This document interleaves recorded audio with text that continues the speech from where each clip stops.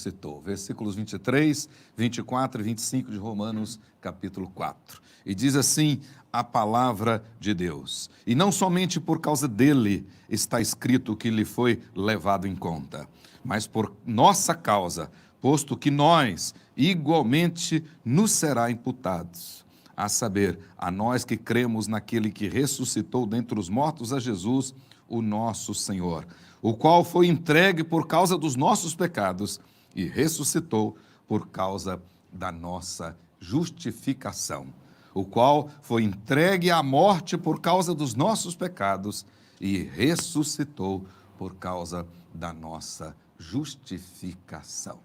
Oremos ao nosso Deus. Pai querido, traga aos nossos corações agora a iluminação, para que nós possamos tirar proveito da palavra santa e neste domingo da ressurreição nós possamos nos apropriar das verdades da ressurreição, das verdades da justificação que temos em Cristo Jesus.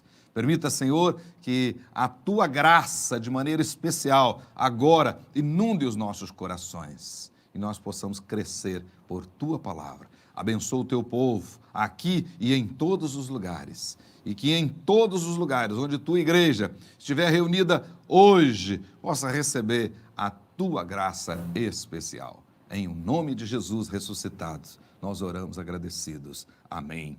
Amém.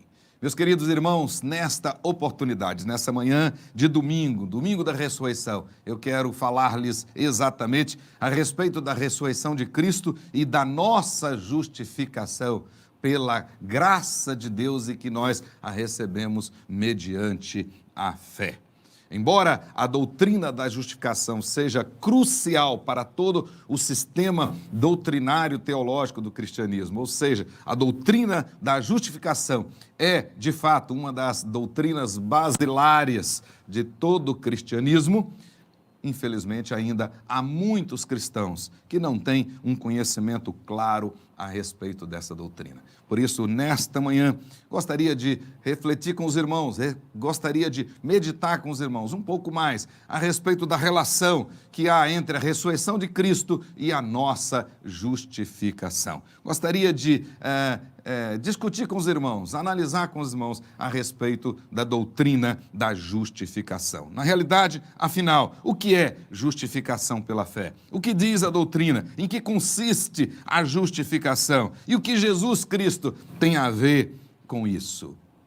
Vamos ver então alguns ensinamentos que a palavra de Deus traz para nós. Justificação pela fé significa que nós somos declarados justos. Preste bem atenção, a doutrina da justificação significa que nós somos declarados justos, não significa que nós somos justos. Na realidade, não havia justiça em nós. Melhor dizendo, ainda não há de nós mesmos justiça em nós. Na realidade, nós somos declarados justos por uma razão externa, por uma razão fora de nós. Justificados pela fé não significa que nós somos justificados por alguma coisa que existia em nós. A nossa salvação, a nossa justificação não está baseada na nossa fé, que porventura existisse em nós. Absolutamente não.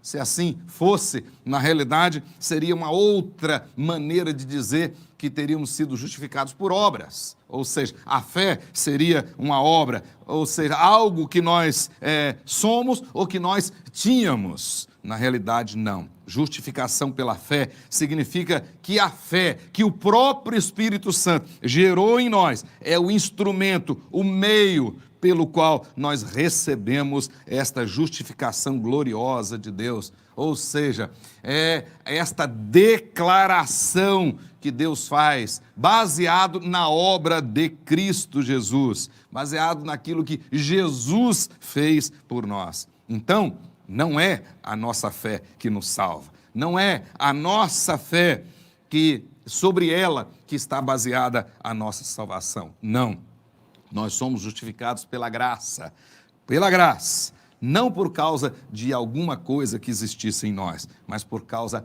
da obra de Jesus. É exatamente isso que o nosso texto diz, que Jesus morreu por causa dos nossos pecados e ressuscitou para a nossa justificação. E lá em Efésios capítulo 2, verso 8, diz que claramente que nós fomos salvos pela graça e a recebemos pela fé no sacrifício de Jesus. Em outras palavras, a razão pela qual Deus nos perdoa não é encontrada em nós. Na realidade, Deus não viu ou previu alguma obra boa em nós. Absolutamente não. Na realidade, Deus viu a obra boa em Cristo Jesus e aceitou e creditou em nossa conta o resultado daquilo. Olha que coisa maravilhosa. Na realidade, então, quando nós estudamos a doutrina da justificação como um ato judicial de Deus, no qual ele declara, com base na justiça de Cristo, que todas as reivindicações da lei em relação ao pecador foram satisfeitas.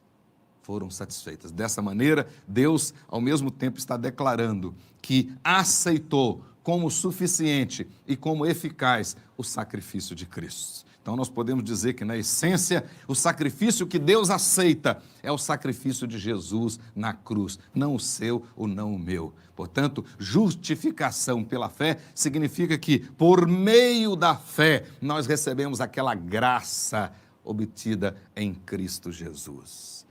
Isso que significa essa doutrina. Mas gostaria também de destacar com os irmãos os elementos da justificação.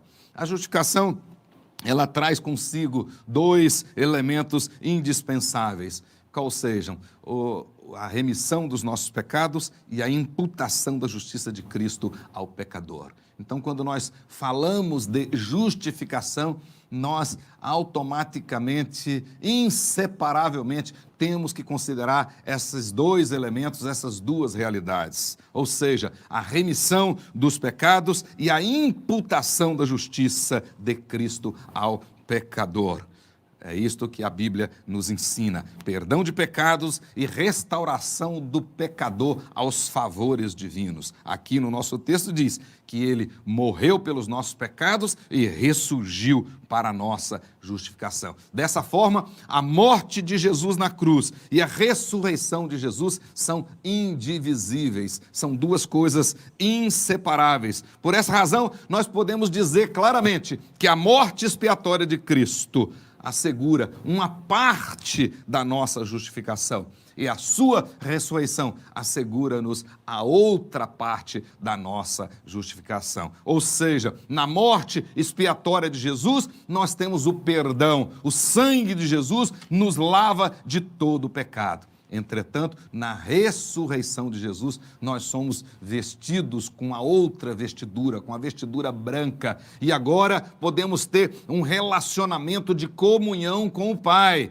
Ou seja, na morte, o sangue de Jesus nos lava e nos purifica de todo o pecado. Nós temos a remissão. Mas na ressurreição, nós temos a imputação da justiça, a justiça de Cristo. Então, nós agora somos declarados justos. Deus nos vê como justos, mas por causa da justiça de Cristo. Não por nada que porventura houvesse ou haja em nós. Na realidade, meus queridos irmãos, nós podemos dizer que a morte de Jesus na cruz e a ressurreição de Jesus são inseparáveis e são indispensáveis para a nossa justificação. Não podemos separar o último estágio da humilhação de Cristo com o primeiro estágio da exaltação de Cristo. Não podemos. Ou seja, na realidade, a morte de Jesus na cruz foi o seu caminho para a sua exaltação na ressurreição.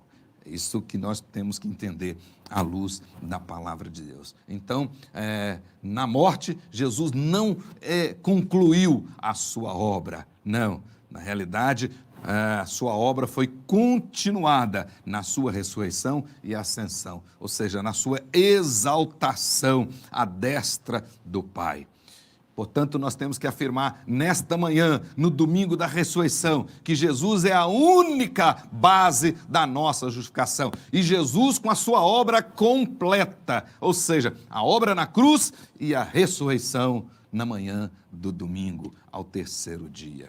Na justificação, Cristo não apenas tira a nossa iniquidade, como também nos veste de branco e nos habilita para um novo relacionamento com o Pai. E é isso que nós temos hoje. Por isso, meus queridos irmãos, que a ressurreição para nós não é apenas um evento que lembramos uma vez por ano, não. A ressurreição para nós é algo que nós temos que lembrar todos os dias, todas as horas, em todos os minutos. Porque se nós temos hoje um novo relacionamento com o Pai, se estamos hoje vestidos com novas vestiduras, é exatamente porque Jesus ressuscitou. Aleluia! Glória a Deus!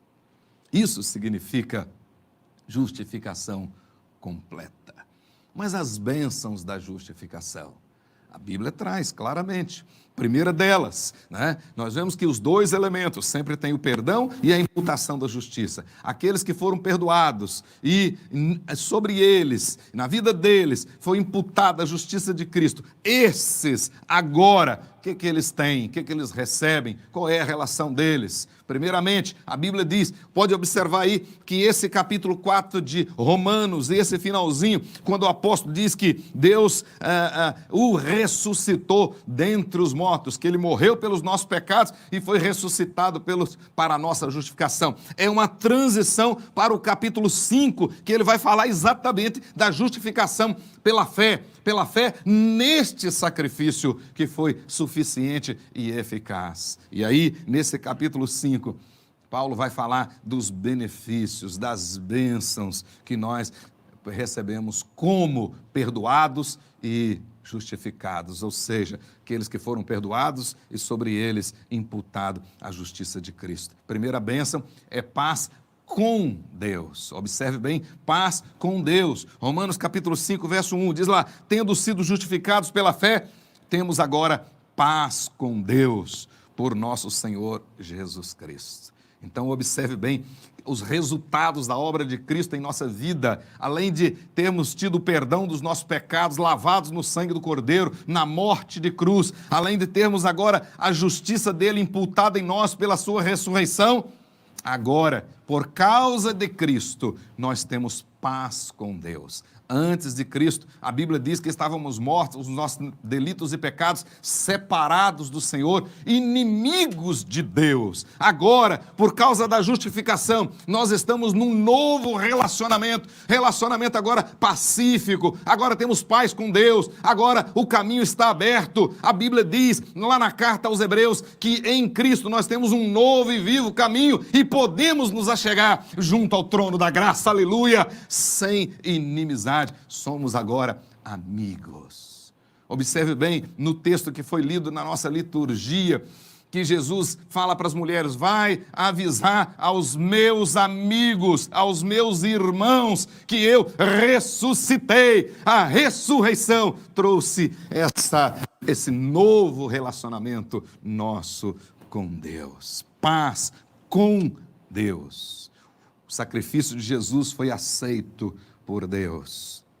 E Deus declarou agora paz entre ele e nós, eleitos dele, antes pecadores. A obra de Cristo na cruz pagou a nossa dívida, liquidou as queixas que eram contra nós. E a ressurreição nos colocou num novo relacionamento com Deus, um relacionamento agora pacífico. Mas o texto diz também, continuando aí em Romanos, capítulo 5, verso 2, ele vai dizer que agora, porque nós temos paz com Deus, obviamente nós temos um acesso livre ao Senhor. E esse acesso livre ao Senhor nos proporciona alegria, nos proporciona esperança. Ele diz, por intermédio de quem obtivemos igualmente acesso pela fé a esta graça na qual estamos firmes e gloriamo-nos na esperança da glória de Deus. Em outras palavras, Paulo está dizendo o seguinte, que a ressurreição de Jesus aí nos trouxe, então, agora paz com Deus, nos deu essa condição, estamos agora na posição de paz com Deus. Ele declarou essa paz entre ele e nós. E ao mesmo tempo nos deu o privilégio desse acesso a ele. Em outras palavras, Paulo está dizendo que agora nós temos comunhão com ele. E podemos ter a paz dele. Diferente. Que Jesus fez na cruz e na sua ressurreição, nós temos paz com ele. E agora, tendo paz com ele, nós vamos ter a paz dele, que excede todo entendimento, mas que inunda o nosso coração de alegria e de esperança. Terceiro, nos versículos 9 e 10, aí de Romanos 5, Paulo vai dizer que por causa dessa nova relação, agora nós temos segurança da salvação futura.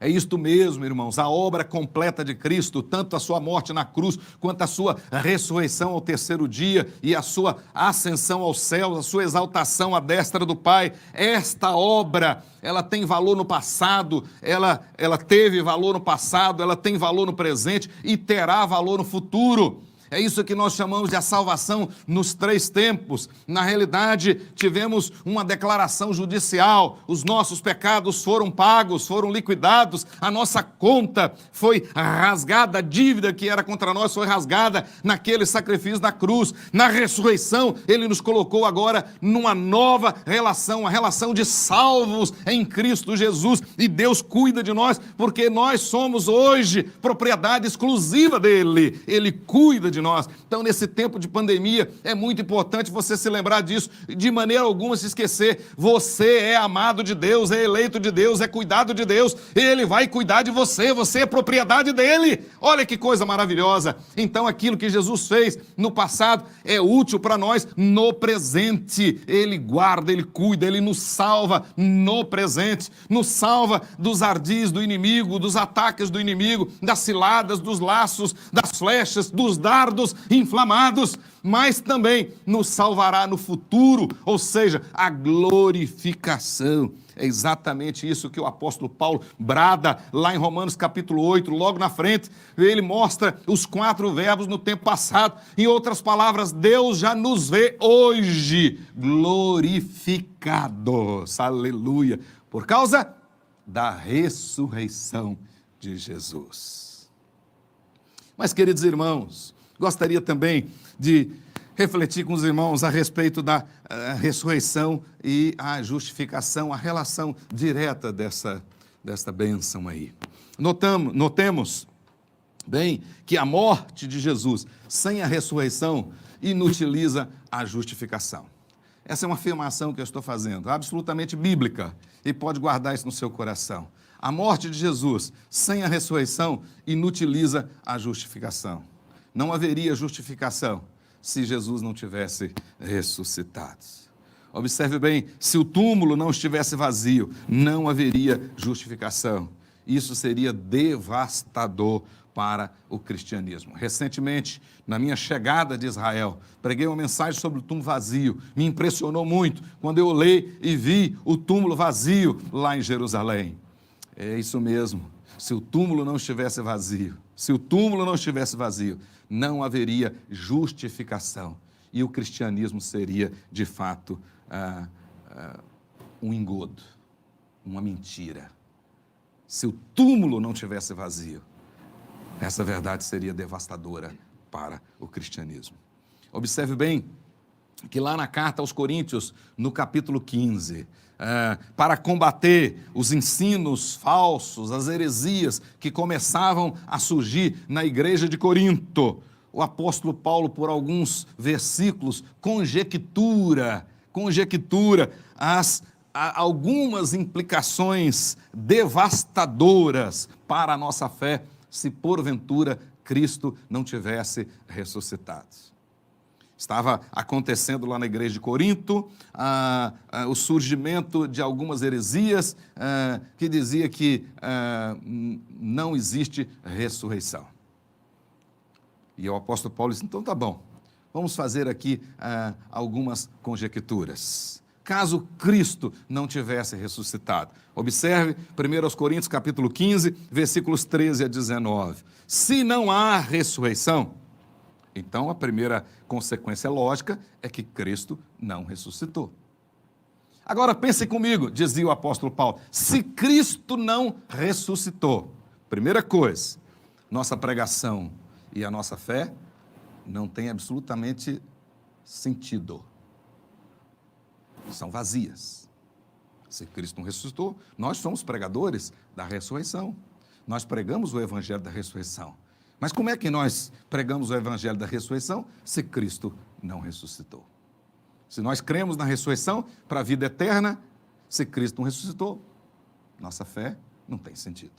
Segundo, ele diz aí, se Cristo não ressuscitou, ainda permanecemos em os nossos pecados. É verdade. Olha que coisa terrível. Se Jesus não ressuscitou, se Jesus ainda está no túmulo, se ele não venceu a morte, então nós estamos hoje desesperadamente perdidos. Desesperadamente perdidos. Na realidade, se Jesus ainda está no túmulo, a morte venceu. Jesus é um derrotado, não é um conquistador, não é o grande rei vitorioso. E, portanto, nós ainda estaríamos hoje, nós, você que está me ouvindo e vendo, e eu, todos nós, ainda estaríamos mortos nos nossos delitos e pecados. Ainda estaríamos sob o domínio da velha natureza, sob a tirania da morte, juntamente com o mais vil e incrédulo pagão. Com certeza, ainda estaríamos nessa condição. Mas observe bem, meus queridos irmãos, além disso, se Cristo não ressuscitou, Paulo ainda trouxe um outro problema. Os que morreram antes de nós e morreram confiados em Cristo, Paulo diz, pereceram. Pereceram. O que é que Paulo está dizendo aí no versículo 18 da carta aos Coríntios, no capítulo 15? Ele diz lá, significa o seguinte, que qualquer pessoa, né, em qualquer época antes de nós, qualquer pessoa que tenha morrido crente em Cristo, estaria hoje no inferno. Se o sacrifício de Jesus não foi eficaz, portanto a fé que tiveram foi vã, e os seus pecados não foram efetivamente perdoados, e por causa disso eles foram condenados, estão condenados. Se Jesus não ressuscitou dos mortos, então a morte triunfou. E se Jesus permaneceu no túmulo, então, quando você, eu, quando nós morrermos, também iremos para o inferno. O que nos espera é a morte eterna. Mas veja bem, meus irmãos, se Jesus não está vivo, nós, ainda hoje, estamos espiritualmente mortos. Como disse em Efésios, capítulo 2, verso 1, mortos em nossos delitos e pecados. Você e eu ainda estamos mortos, se Cristo não ressuscitou. Mas, por fim, Paulo ainda faz uma conjectura dizendo o seguinte, uma consequência óbvia, se de fato Jesus não ressuscitou, né, nós não temos esperança. Porque se a nossa esperança em Cristo se limita apenas a esta existência, na realidade nós somos infelizes. O que Paulo está dizendo? O seguinte, se você espera em Cristo somente nessa vida, se na realidade tudo que nós sabemos de Cristo e que aprendemos de Cristo só serve para nós nesta existência, só agora, na realidade nós somos infelizes. Né? Se a nossa vida cristã se resume apenas a ensinar, a pregar, a sofrer, a sacrificar e a trabalhar somente nessa vida, somos inteiramente inúteis. Se Cristo está morto, assim como Ele, a despeito dos nossos esforços e fé, nós também morreríamos na praia. Se Cristo está morto, ele morreu na praia. Nadou e morreu na praia. Quer dizer, todo o seu trabalho foi vão. E nosso também. Se Cristo está morto, todo o nosso trabalho também não terá sentido. Morreremos na praia. Assim como a obra de Cristo, a nossa também, poderia ser eficiente, mas não seria eficaz. Não seria eficaz. Ou seja, teríamos jogado bem, mas perdido o jogo. Não fomos eficazes. Olha as implicações sérias desta heresia que dizia que Jesus não tinha ressuscitado. Se o nosso Jesus Cristo não estivesse vivo hoje, eu quero saber de você, meu irmão que está me escutando e vendo, se Jesus não estivesse vivo hoje, onde estaria a sua fonte de paz? Onde estaria a sua fonte de alegria? Onde estaria a sua satisfação hoje, se Cristo não ressuscitou? Porque na realidade, a nossa alegria, a nossa paz, a nossa esperança, a nossa convicção residem na ressurreição de Jesus. Eu só posso crer no amanhã porque Cristo ressuscitou. Portanto, se Cristo não ressuscitou, toda a nossa vida, na realidade, é uma grande farsa, um grande engodo, uma ilusão. Mas o apóstolo Paulo, na realidade, não deixou o povo nesse desespero total.